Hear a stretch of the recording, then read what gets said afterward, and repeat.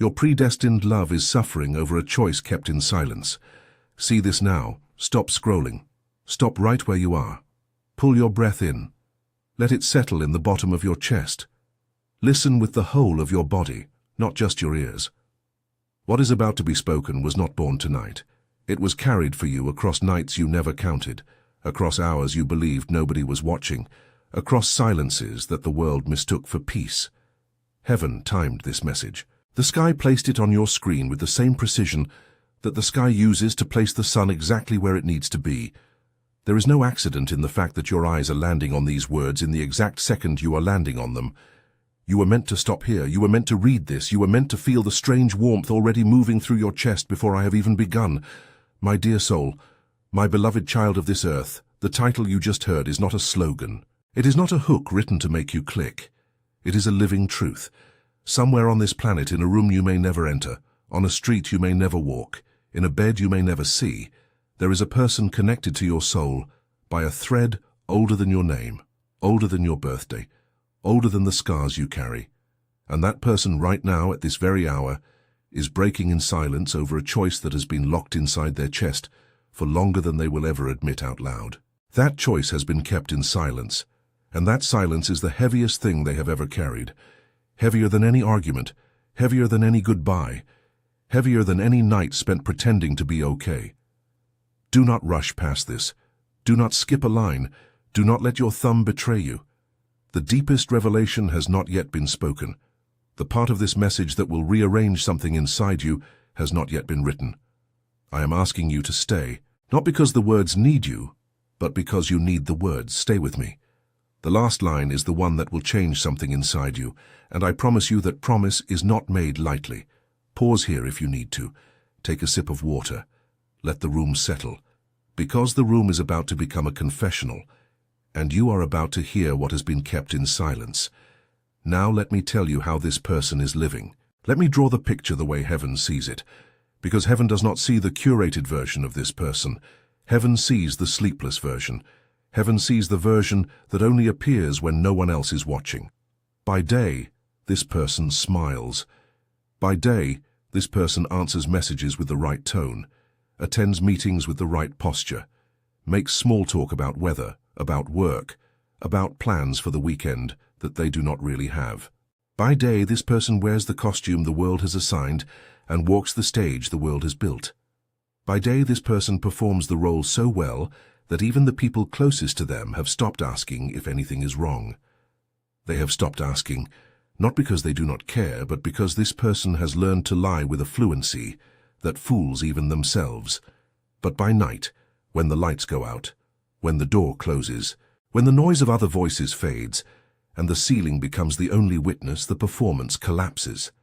In that hour, the real face appears, and the real face is exhausted. In that hour, the chest tightens.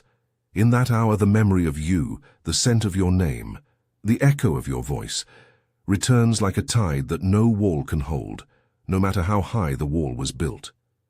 This person curls around the absence. This person whispers the question that pride will not let them speak out loud. This person rehearses sentences that never reach a mouth. This person holds a phone in the dark, thumb hovering over a name, breath held, heart racing, and then locks the screen and sets the phone face down on the nightstand as if it were a live coal. The screen goes dark, the room goes silent, and the silence is louder than any city. The choice that is being kept in silence is not a small thing. It is not a casual hesitation between two coffee orders. It is a door. It is the door this person has been standing in front of for longer than they will ever confess, longer than they will ever admit, longer than any friend or sibling or mother has been able to calculate. On one side of the door is the life they have built by habit, by fear, by the slow drift of years that pretend to be time. On the other side of the door is you. And every single day, every single night, the weight of not choosing is heavier than the weight of choosing ever could be. Do you understand? The silence is the suffering, the waiting is the wound, the hesitation is the blade, and this person is bleeding from the inside out while the world believes they are fine. Stay with me. The next layer will name something you have felt but never spoken.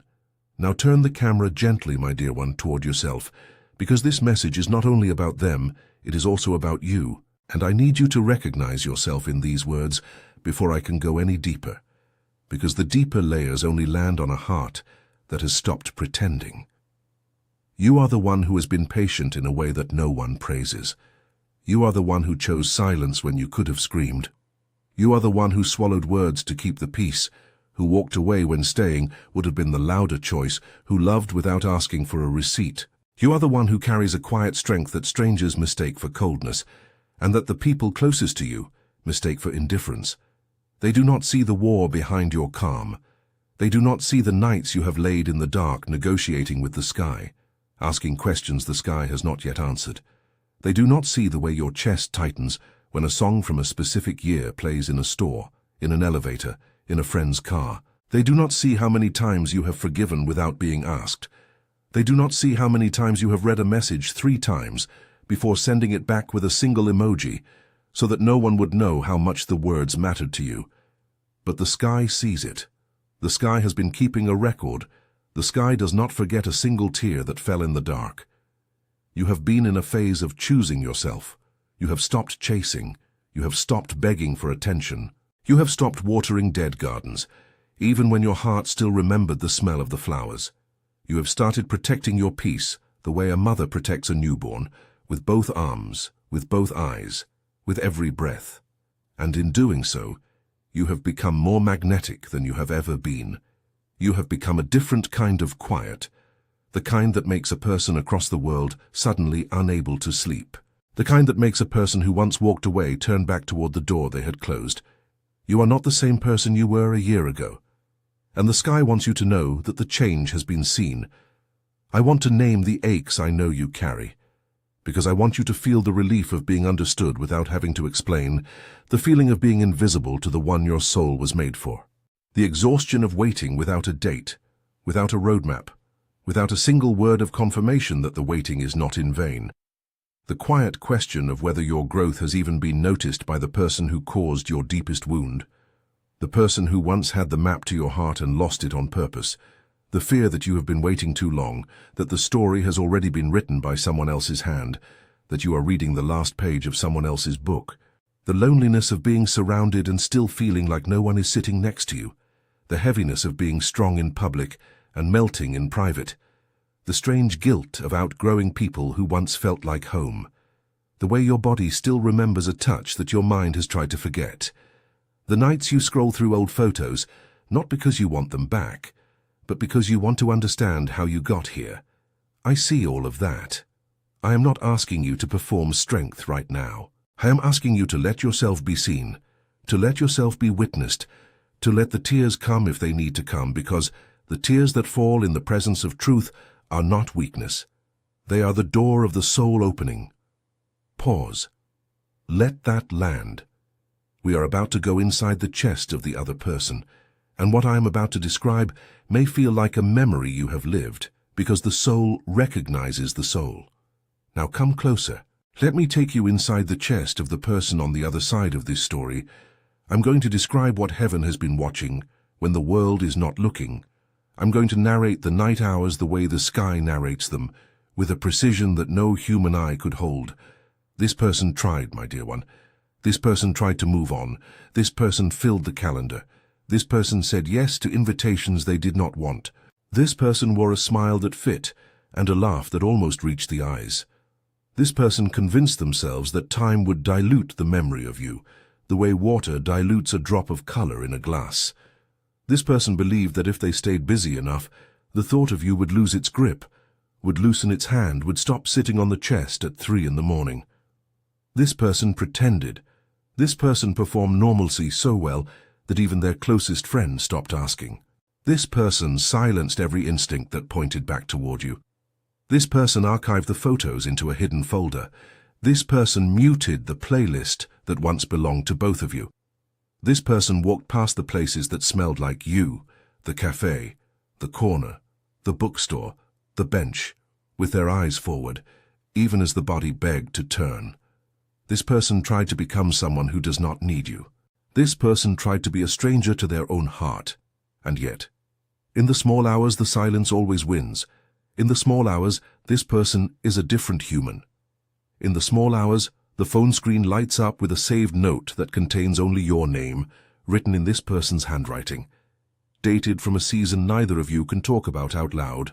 In the small hours, this person opens a conversation thread and reads the oldest messages first, the way a priest opens a sacred book, slowly, with reverence, with the knowledge that the words have power. In the small hours, this person types a message to you, 3 sentences, sometimes 4, sometimes an entire confession that took years to assemble, and then deletes it letter by letter, because the fear of being met with silence is louder than the need to be heard. In the small hours, this person presses the phone against the chest as if the screen could carry a heartbeat, as if the device could transmit a pulse the mouth will not speak. In the small hours, this person falls asleep with a prayer on the lips and your name under the breath. And the prayer does not use formal words. The prayer is, please. The battle inside this person is ancient. Pride on one side, longing on the other. Pride saying, you have already given too much. Longing saying, you have not given enough. Pride saying, do not be the one who breaks. Longing saying, do not be the one who loses. The old wound, the one that was made, long before you ever met, the wound from a previous season, a previous love, a previous house, keeps whispering that love is a trap, that vulnerability is a door that only opens one way, that softness is a language the world punishes. And the new hope, the one that bloomed in the exact season you crossed paths, the hope that smelled like your laugh and your kindness and the way you held a door open for a stranger without being asked, keeps whispering that love is the only door, that love is the only country, that love is the only story that does not end. This person is caught between 2 versions of themselves, the one who survived by being hard, and the one who is being unmade by being soft. The one who learned to say I am fine with a straight face, and the one who still remembers the exact texture of your hand, and the choice that has been kept in silence is the choice of which version gets to lead. Stay with me. The next part describes the moment something shifted, and what I am about to say will feel personal. It is meant to. And then, my dear one, something shifted. I do not know the exact date. Heaven does not always reveal dates because dates are too small a measure for what the soul does. But I can tell you the shape of the moment. I can tell you the texture of the hour when this person finally could no longer carry the choice in silence.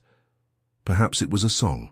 Perhaps a melody from a season you both remember rose unexpectedly from a speaker in a coffee shop, a melody this person had not heard in years, and the room went quiet inside their chest. Perhaps the song opened a door this person thought had been sealed with a key they no longer possessed. Perhaps the song carried your voice. Perhaps the song carried the exact laugh you once gave in a place neither of you has been back to, a laugh that made a stranger look up from their newspaper. And this person had to step outside, and this person stood on a sidewalk with a paper cup in hand, and the cup went cold, and this person did not notice. The world kept moving. The cars kept passing. But this person was somewhere else entirely, somewhere in a memory, somewhere in a season that no longer exists except in the body. Perhaps it was a place. Perhaps this person drove past a corner, a street, a doorway, a bench under a tree where the light falls in a specific way, and the body remembered before the mind could catch up. Perhaps this person pulled over. Perhaps this person sat in the parked car with the engine off and watched the empty seat beside them, and felt your presence so clearly that they reached out a hand into the air, as if the air might hold you. Perhaps the place where you once stood still holds the shape of you, the way a chair remembers the body of the one who last sat in it, the way a pillow remembers a head. And this person whispered a word that began with your name, the word that lives closest to the heart, the word that has not been spoken aloud in too long. Perhaps it was a dream. Perhaps you appeared in the way only the soul can appear in sleep, not as a memory, but as a presence, vivid, warm, close, real in a way that waking life rarely allows. Perhaps in the dream you said nothing, and yet everything was said.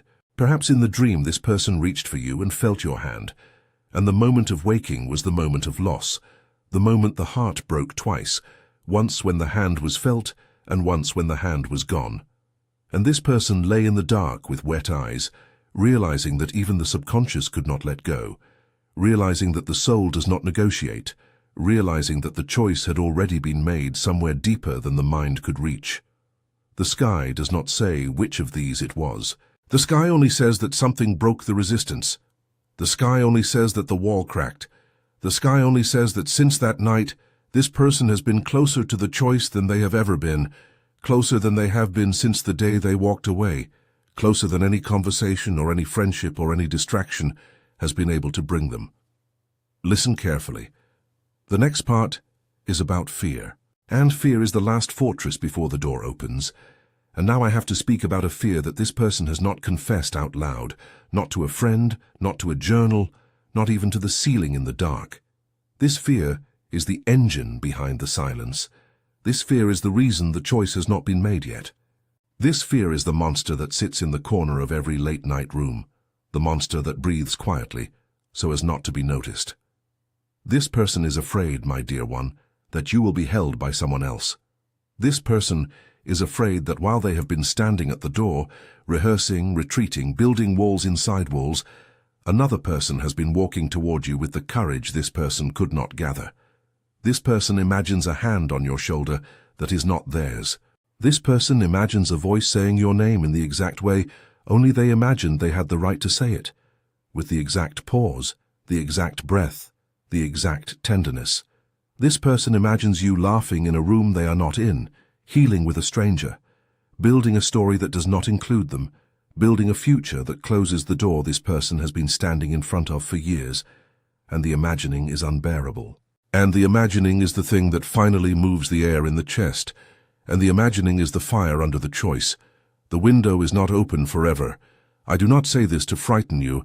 I say this because the sky sees time as a real thing, and time has been moving without asking permission. The door this person stands in front of is beginning to move. The hinges are creaking. The wood is shifting. The air on the other side is changing, carrying a different temperature, a different scent, a different quality of light. There is a quality to the days now, a weight, a tilt, that says the silence cannot hold much longer. The choice is approaching the surface. The choice is rising like a tide. The choice is about to break the surface, and when the choice arrives, it will not arrive as a whisper. It will arrive as an action. It will arrive as a door being pushed open. It will arrive as a message that is finally not deleted. It will arrive as a presence that is finally not fled from, and the action will not be announced. It will simply be done. This is the urgency, not a threat, a calling. The calling of destiny, the calling of a story that refuses to stay on the page, the calling of a love that refuses to be erased, the calling of two souls that were never meant to be parallel lines. They were meant to converge. And the convergence is no longer a question of if, it is a question of when. And the when, my dear one, is sooner than the silence has been pretending. Stay with me. The next section is the deepest of all, and I am asking for your full attention, because what I am about to unfold is not metaphor, it is revelation. Now I take you deeper. I am going to lift the lid, layer by layer, and I want you to stay with me, because each layer is more intimate than the one before, more protected, more sacred, more hidden.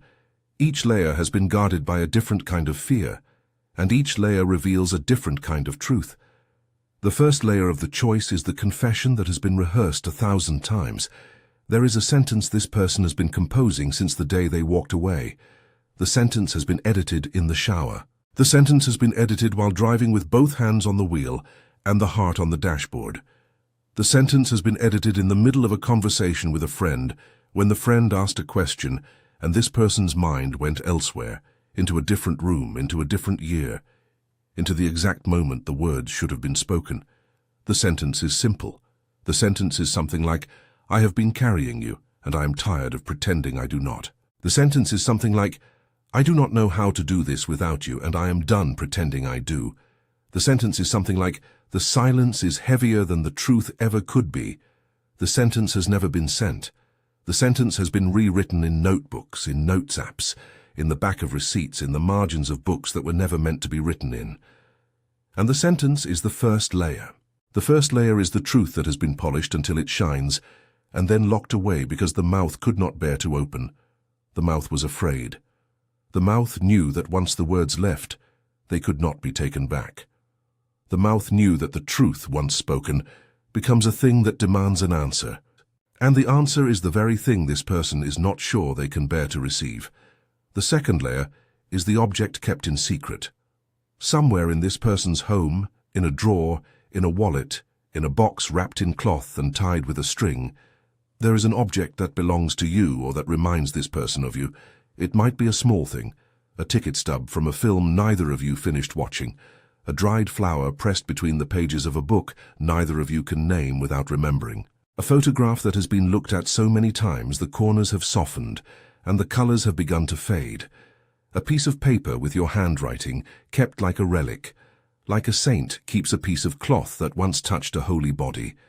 This person has told no one about this object. This person has handled it in private, the way a believer handles a sacred thing, with care, with trembling, with the understanding that what is held in the hand is not paper or flower or ticket, but the only proof this person allows themselves to have that the connection was real. And the choice tied to this object is whether to show it to you one day, to place it in your hands, to let you see the proof of the devotion, or to let it stay hidden in the drawer until the object itself fades and the memory of it becomes the only thing left. The object is not just an object, the object is a covenant. The object is a vow this person made without words, in private, in the dark, in the only chapel they trust. The third layer is the conversation with a friend who confronted the truth. There is someone in this person's life, a friend, a sibling, a mother, a mentor, a person who loves this person enough to wound them with truth, who has looked this person in the eyes and said the words this person has been avoiding. The words sounded something like, "What are you waiting for?" The words sounded something like, "You are not living, you are surviving." The words sounded something like, "Love is not a rehearsal, love is a stage, get up." The words sounded something like, "You are killing yourself slowly with a story that nobody asked you to keep." This conversation happened recently. This conversation cracked something open. This person left that conversation silent. This person drove home. This person sat in the parked car and stared at the steering wheel as if the steering wheel had the answer. And in that silence, the choice became louder than it had ever been. The choice stopped being a whisper. The choice became a knock at the door of the chest. The choice became a voice that no longer asked permission, and this person, for the first time, did not silence the voice.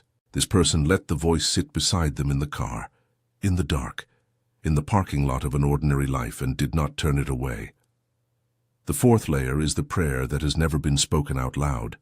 This person, who may or may not believe in anything formal, who may or may not use the language of religion, who may or may not have ever stepped inside a temple, has been talking to the sky in the only language the soul knows. This person has been making bargains with heaven without knowing it. The prayer is not eloquent. The prayer is not poetic. The prayer is, please. The prayer is, if this is real, show me. The prayer is, give me one sign that I will not be laughed at for choosing. The prayer is, give me one sign that I will not be left. The prayer is, give me one sign that the door opens and not closes. And the sky has heard. And the sky has been answering in the most subtle ways, the way the sky always answers, with timing, with coincidences that are not coincidences, with the placement of this very message in your hands tonight, with the exact words you needed to hear, landing in the exact hour you needed to hear them. The sky does not always answer with thunder. The sky answers with the right word in the right season, and the sky has been sending those words for weeks. You have felt them. You may not have named them, but you have felt them. The fifth layer is the decision already made that no one knows about. This is the deepest layer. This is the chamber inside the chamber. This is the secret within the secret. Beneath all the hesitation, beneath all the fear, beneath the silence and the rehearsed sentences and the secret object and the conversation and the prayer, there is a decision. It is quiet. It is firm. It has been made. This person has already, in the privacy of their own soul, chosen. The choice is not whether to come toward you. The choice was made in that parked car, or in that dream, or in the moment that song played, or in the hour that prayer was whispered into a pillow. The choice is how. The choice is when. The The choice is what words to place in the first sentence that will not be deleted. The choice is whether to write the message in one breath or to write it across 3 days. The choice is whether to arrive as a confession or to arrive as a question. The choice is the strategy of a heart that has decided but is still learning the choreography. And this is the layer that heaven is guarding. Because when the choice lands on you, it will not come as a question. It will come as a fact. It will come as a thing already done. It will come as a door that is no longer a door but a hallway, and you will be invited to walk through it. Pause. Let that land. The next part is for your dignity, and I will not skip it. Now I need to pause and speak directly to your dignity, my dear one, because this message must not be misunderstood, and because the sky loves you too much to let a beautiful word become a chain. You are not being asked to chase.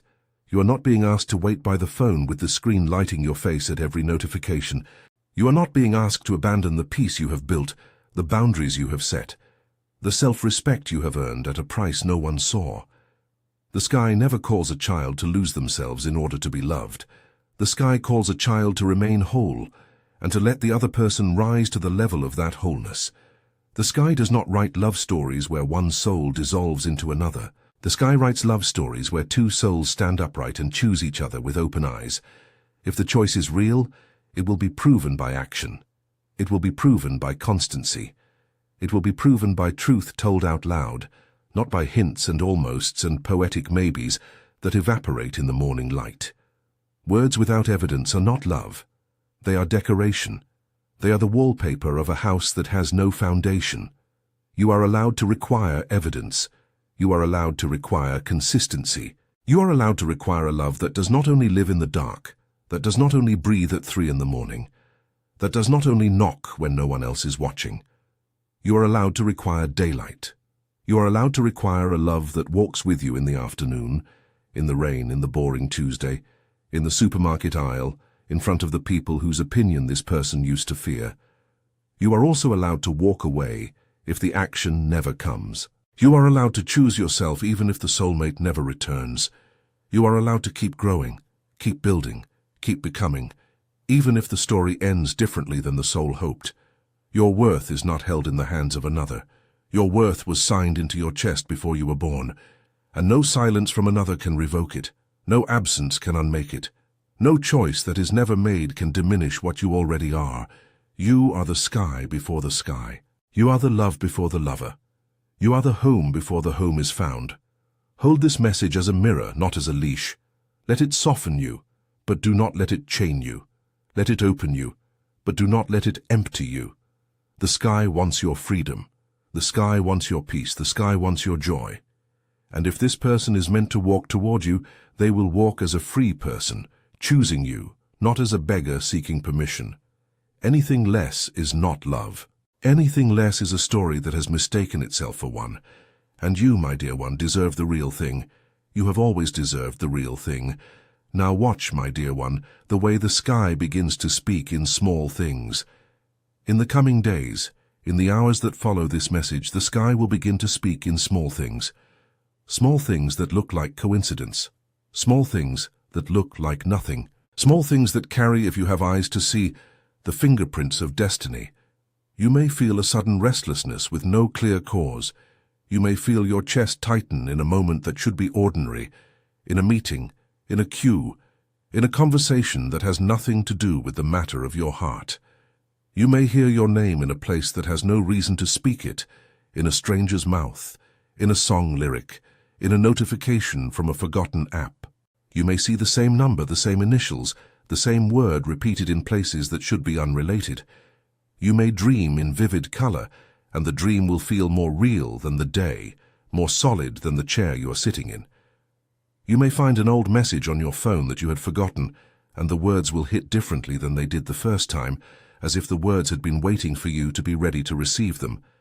You may feel the urge to walk a different path, to sit in a different seat, to choose a different door, and the urge will not feel like yours. It will feel like a soft hand on your back, a hand you cannot see, a hand that has been there longer than you knew. Do not force meaning onto every detail. The sky does not always speak in loud signs. Sometimes the sky speaks in nudges, And the nudges are not commands. They are invitations. They are invitations to notice your own heart. They are invitations to notice what your heart has been quietly choosing while your mind was busy, while your mind was distracted, while your mind was pretending to be indifferent. If you feel a sudden wave of tenderness towards someone you have been holding at arm's length, that is a sign to observe, not to act.